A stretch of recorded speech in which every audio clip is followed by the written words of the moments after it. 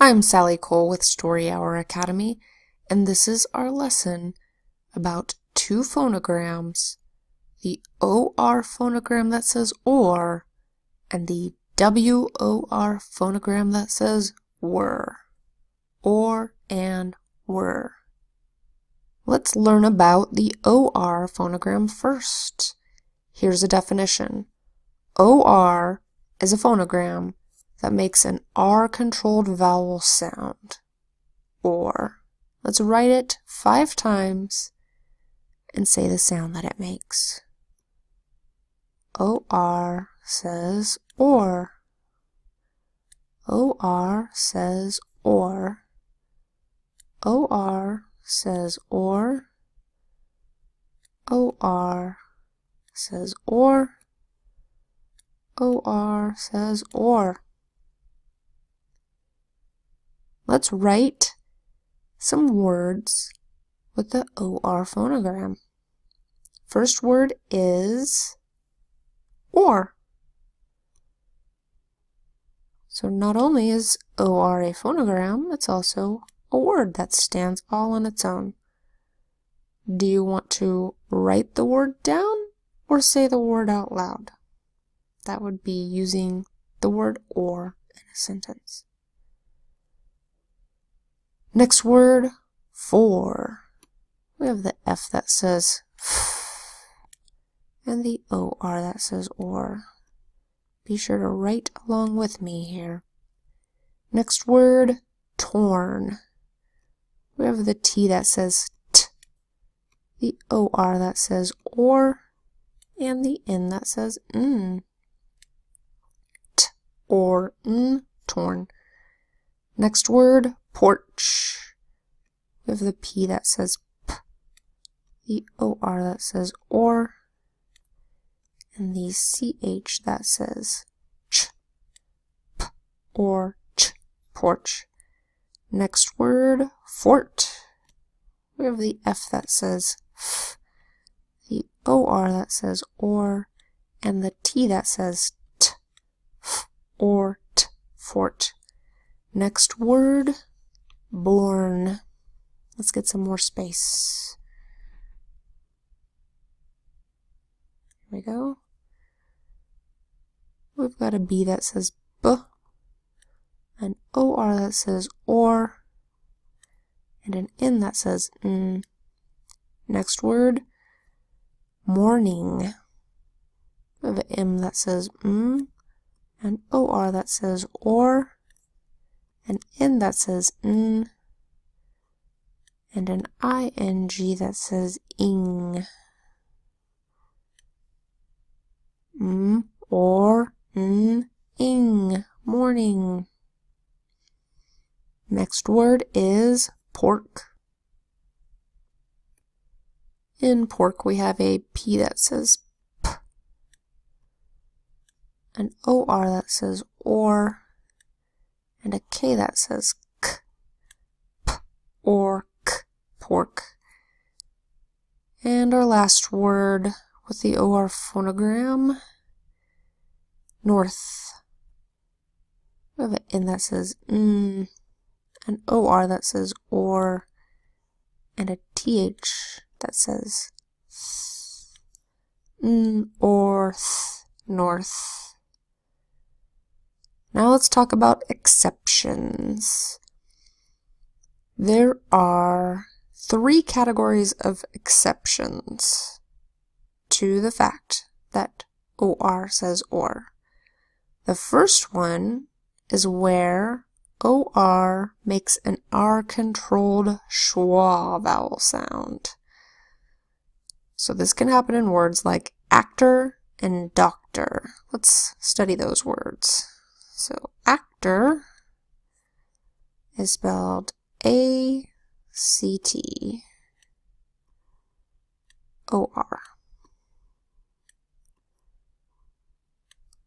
The A says A, the C says K, the T says T, and the OR says not or, because it's the second syllable and the O is an unstressed vowel sound.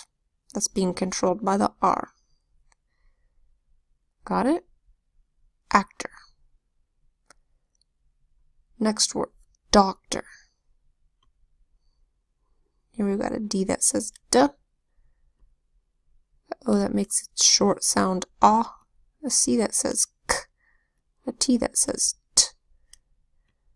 And an OR that in a stressed syllable would say or, and an unstressed syllable says doctor.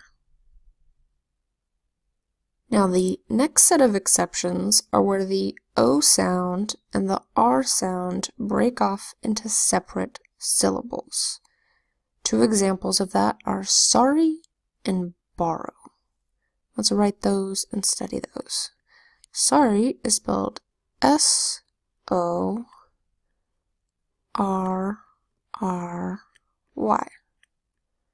And sorry, the O makes a short sound, ah, and the R still says So it goes like this. S-A-R-E. Sorry. It still blends. The short O is a little bit R controlled, but it's not or. It's sorry.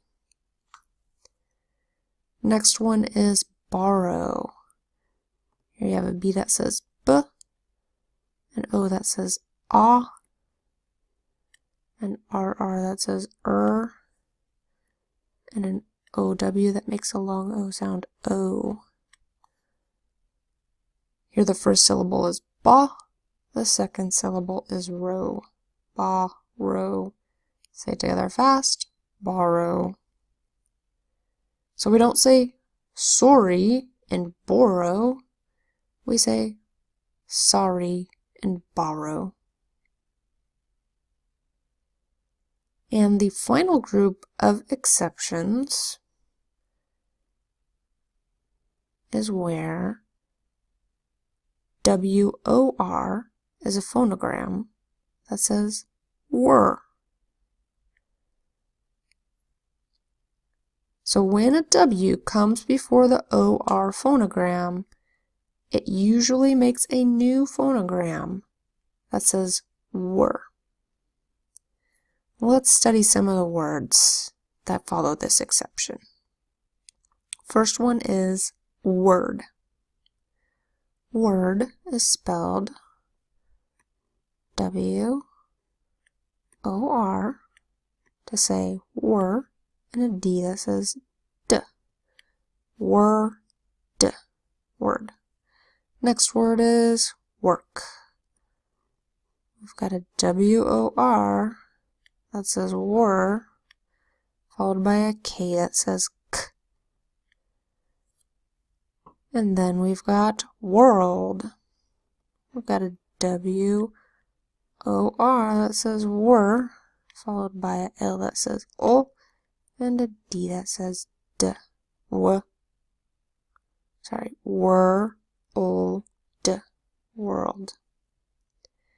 Next word is worm. We've got a W-O-R that says wor, followed by an M that says worm. Next word is worst. We have a W-O-R that says an S that says S, and a T that says T.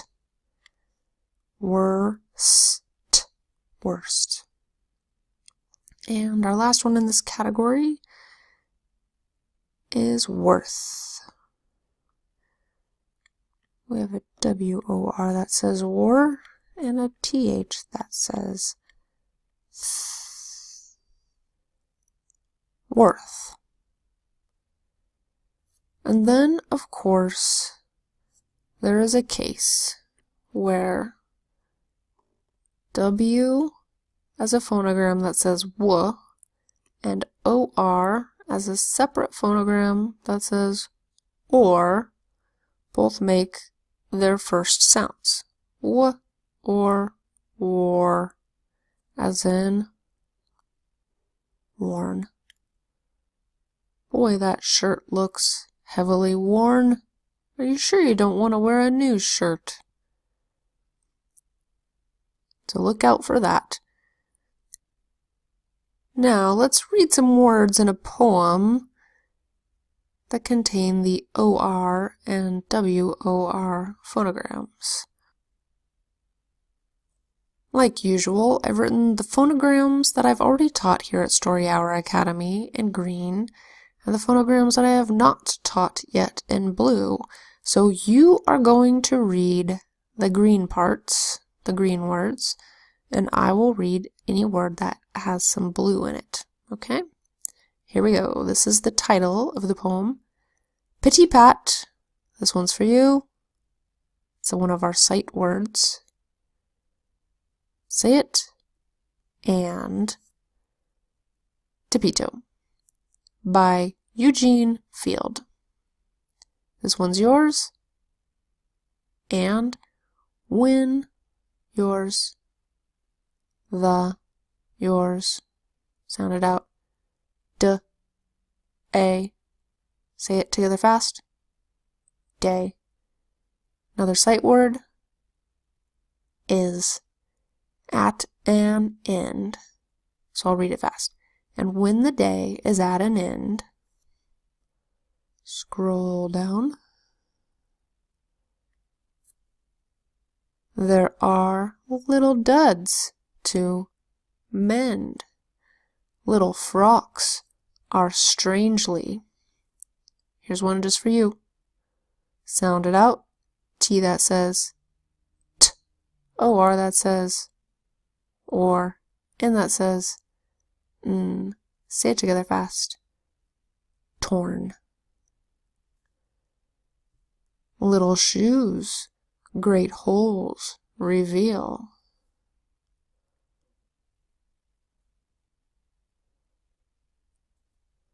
Little hose, but one. This one's for you. Sound it out. T that says D. AY that says A. Say it together fast. Day. And this one's for you. WOR, where the W and the OR are separate phonograms. Sound it out. W. Or. N. Worn.